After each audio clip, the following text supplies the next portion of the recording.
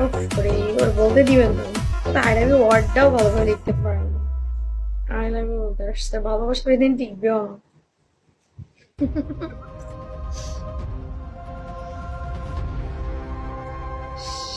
সেই বলছো।